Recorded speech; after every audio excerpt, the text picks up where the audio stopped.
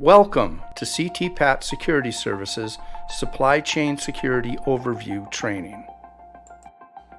The first supply chain security program sponsored by a government was instituted by U.S. Customs as a result of the 9/11 terrorist attacks that occurred in 2001. U.S. Customs called their program CT-PAT, which stands for Customs Trade Partnership Against Terrorism. In the years that followed since the 9/11 terrorist attacks, many other countries have implemented their own supply chain security programs. Although the supply chain security programs of different governments go by different names, we will often refer to CT-PAT in this program because virtually all of the programs adhere to the same guidelines. After U.S. Customs approves another government's supply chain security program, it is known as an MRA, which stands for Mutual Recognition Arrangement.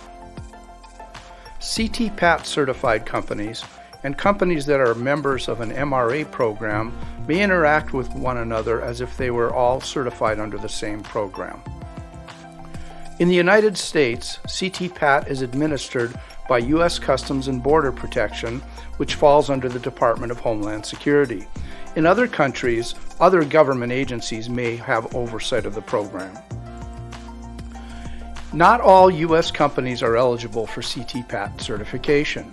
Those that are eligible include U.S. importers, U.S. exporters, NVOCCs, which are international freight forwarders, U.S. customs brokers, cross-border trucking companies, Mexican and Canadian manufacturers, Mexican and Canadian trucking companies, steamship lines, U.S. ports and terminals, air freight carriers, rail carriers, and third-party logistics providers, also known as 3PLs.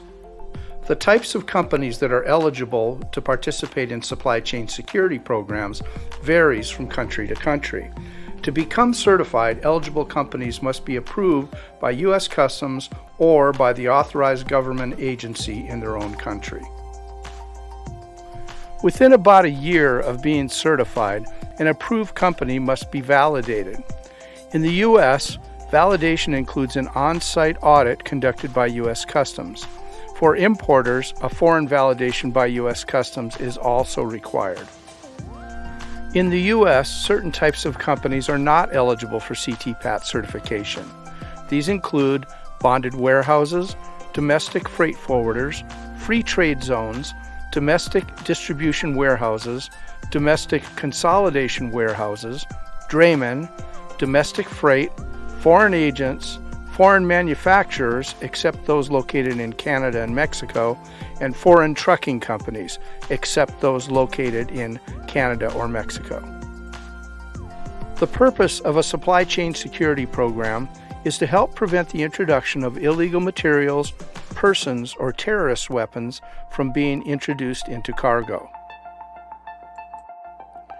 Supply chain security programs include many requirements to help ensure they are successful, but there are three main pillars upon which these programs are constructed. The first pillar of supply chain security programs is to document your procedures. You must document all aspects of the security process, and then you must ensure that your employees are trained on the procedures.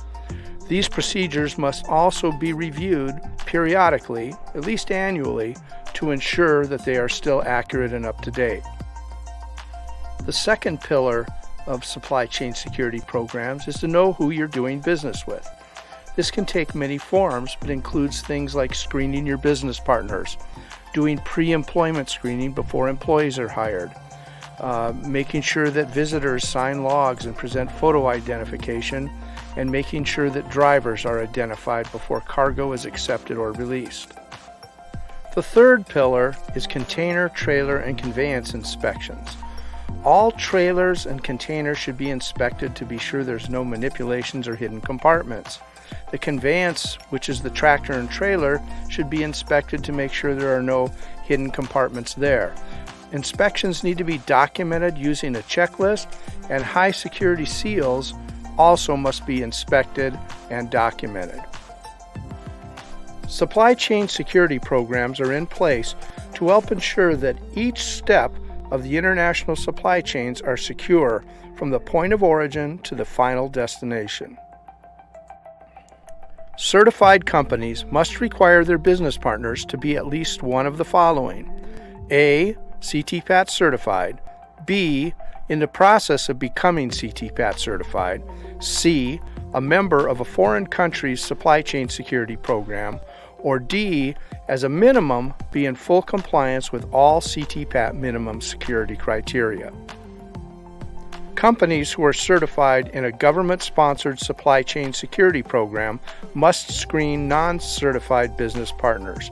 This is done by requiring them to complete a security questionnaire and by conducting periodic on-site audits prioritized by risk. The U.S. Customs agents who approve companies for CTPAT certification are called Supply Chain Security Specialists, or SCSS. Other countries designate various government officials to perform these tasks. Employees of companies certified in a government-sponsored supply chain security program must immediately report suspicious circumstances, activities, or persons that they observe.